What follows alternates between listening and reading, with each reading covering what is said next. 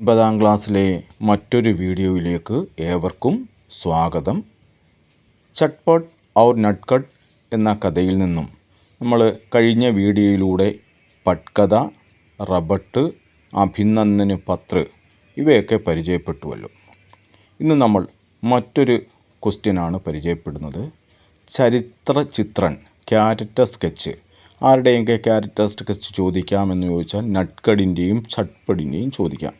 നമ്മൾ ഈ വീഡിയോയിലൂടെ ചട്ട്പട്ടിൻ്റെ ക്യാരക്ടർ സ്കെച്ചിൻ്റെ കുറച്ച് വരികളാണ് നമ്മളിന്ന് പരിചയപ്പെടുന്നത്. അപ്പം ക്യാരക്ടർ സ്കെച്ച് തയ്യാറാക്കുമ്പോൾ അയാളുടെ സ്വഭാവ സവിശേഷത എന്തൊക്കെയാണ് ആ പാഠഭാഗത്തിലൂടെ നമുക്ക് മനസ്സിലാക്കാൻ സാധിക്കുന്നത് ചട്ട്പട്ടിനെക്കുറിച്ച്, അതിനെക്കുറിച്ചൊരു ചെറു വിവരണമാണ് ഇന്ന് ഇവിടെ പറയുന്നത്.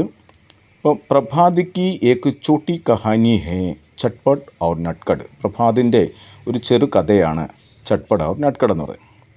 ഈസ് കഹാനിക്ക് ബഡേ ഭായി കാ നാം ദ. ഈ കഥയിലെ ബഡേ ഭായിയുടെ പേരാണ് ചട്ട്പട്ട് എന്ന് പറയുന്നത്. വഹു പാഞ്ചിവിമേം പഠ്നെ വാല ഹെ. അവൻ 5ാം ക്ലാസ്സിൽ പഠിക്കുന്നവനാണ്. ഉസ്കെ ഗാവുമേം സ്കൂൾ നഹി. അവൻ്റെ ഗ്രാമത്തിൽ സ്കൂള് ഇല്ല.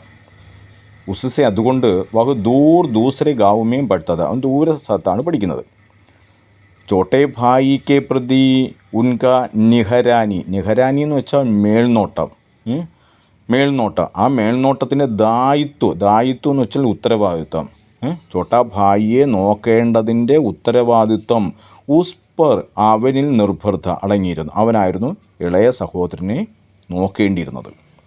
മാതാജിക്ക് ഉപദേശ്, അമ്മയുടെ ഉപദേശങ്ങളും അവർ സദാ അനുസരൺ കർണേവാല, എപ്പോഴും ഉപദേശങ്ങൾ അനുസരിക്കുന്ന ഏക്ക് അച്ഛാ ലഡ്കാ ഥാ, ഒരു നല്ല പയ്യനായിരുന്നു ചട്ട്പട്ട്. സമയ കാ പാബന്ദ്, സമയത്തിൻ്റെ കൃത്യനിഷ്ഠത. സരൾ സ്വഭാവ്, ലളിതമായ സ്വഭാവങ്ങൾ. സമജ്ദാർ, തിരിച്ചറിവ്. പരോപകാർ, മറ്റുള്ളവരെ സഹായിക്കുക. ആദി സ്വഭാവ സവിശേഷതയും മുതലായ സ്വഭാവ സവിശേഷതകൾ, പ്രത്യേകതകൾ ബഡേ ഭായി മേ ദിഖായി ദേത്തി ഹേ, നമുക്ക് ചട്ട്പട്ടിൽ കാണാൻ കഴിയുന്നു.